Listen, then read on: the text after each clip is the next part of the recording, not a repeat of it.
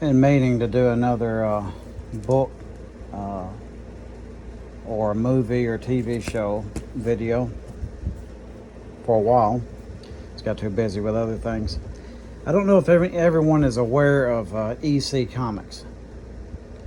Um, I kind of got branched off of the whole Marvel and DC thing. Uh, I still like that. I probably like it now more than I did when I got away from it when I was a teenager, young adult. I got more into sort of realistic, kind of realistic fiction, stuff like that, and that's how I got into these old EC things. And I always love a good short story too, because you never know if you're going to have enough time. I'd had a lot of books that I'd read that I got broke off of, and then I had to reread what I had already read because it had been so long. But these are all they got these short stories in them, and great stories, a lot of them. There's probably a lot of these things that you've seen some variation of in more modern stories, if not TV shows and things like that. And this is where Tales from the Crypt came from. And they used a lot of stories not only from the Tales from the Crypt comic book, but some of these other things. This is one of the early ones right here. I don't mess with the originals with things like this. I enjoy it and I want to use it. I want to read it and not have to worry about being too particular with it. So I don't worry about the things that's worth a lot of money. If I get something that's worth some money, I'm more than likely just going to sell it and get a cheap copy of it so I can actually enjoy it and let like a true collector have something that's worth more money. But these, you had Crime Patrol, crime suspense stories, quite a bit of those. And what's funny is when you are sort of trying to sort of collect these reprints, it gets complicated because with the original reprints that they had, they did these right here, and I don't know what name you would put these under, but they were 32 pages, which is normal comic book size. But then they also had Russ Cochran Presents, and those were double sized, and they had quite a few of those, not near as many as these, obviously, because they're double sized, and they would mash some of them together. You'd have Tales from the Crypt and Vault of Horror and Haunt of Fear, but then you'd have the other 32 pages of it, since it was 64 pages, might be something like science fiction or crime or something like that. I gotta get some more bags too, I'm just seeing that. She had all sorts of genres for this. There was a world of it. I don't know if I'm putting these back in the right order or not. I'll probably be mad at myself later. But you have to keep pretty much a checklist because there's so many of these. You just can't remember it. As a matter of fact, I've got to run another one. I'd like to go, buy a few more on eBay and get some cheap ones if I can. It's not the easiest way to do that because they sell them in bulk, and you're looking at $100 and a bunch of stuff like that, and I'm not really wanting to spend that much.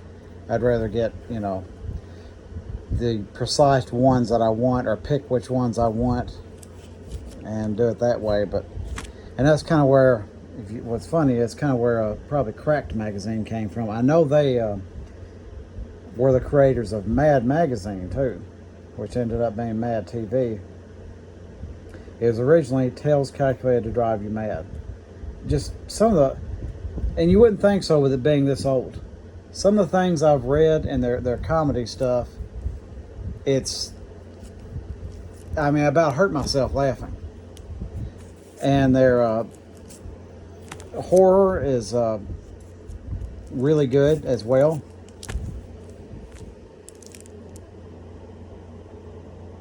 I feel like I'm getting these out of order, but those right there were always great. Shock suspense stories.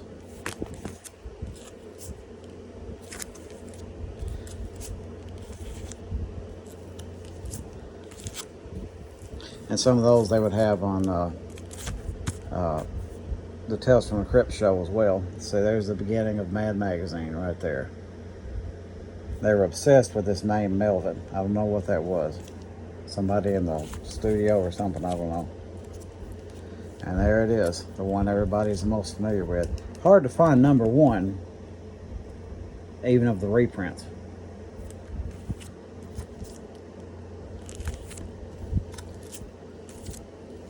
And some of these are genuinely good horror too.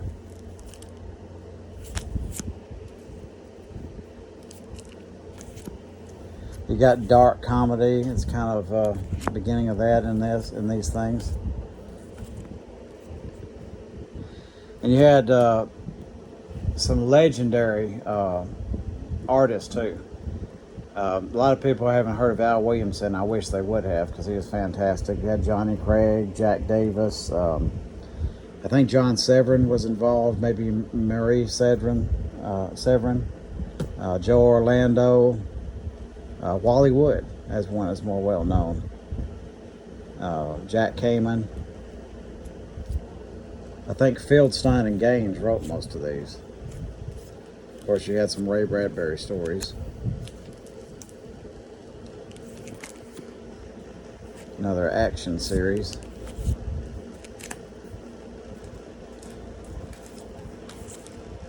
I mean, there's just a world of these. Whatever you wanted, they had it. I think they even did some sort of romance too, especially after the censors started getting after them. That's kind of what ended up being the fall of EC originally.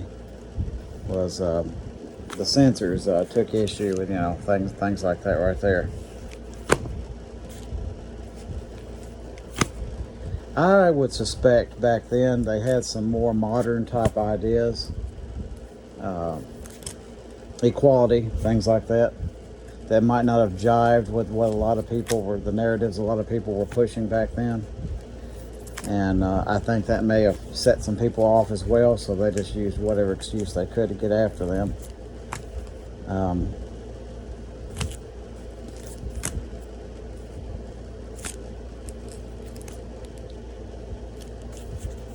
It's great science fiction also. That's all the 32 page ones I've got, and that's not even half of them. And there's a bunch more. I'm just finding out there's even more of them that I didn't know about. I knew they had done something when they had what they call their new direction, but there was so much more of them than I thought. I'm happy to see that, but in the modern age, people are really putting a value in some of these things. Just like some of these cars that weren't highly valued before now are. Like some of the ones in the 80s and 90s and things like that, late 70s. What was the malaise era? People really starting to like things like this. And they might not be worth hundreds of dollars, but you're not paying $1.50 for them, I'll tell you that much.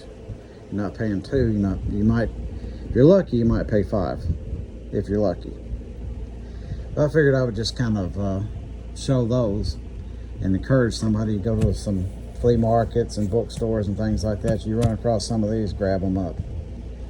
And they did reprints in the 70s too. There was a couple of different runs of 70s reprints, which is what these are. Believe it or not, these are the same series. They just use these different covers kind of to showcase all their different series that they had, but that's actually the same series. So it gets, with the reprints from the 70s on up into the 90s, super complicated. You definitely need like a checklist if you're going to collect them, which, I've got to run one again before I head to another flea market that might have these. But anyway, check those out, and you will not be sorry. I mean, they're fun.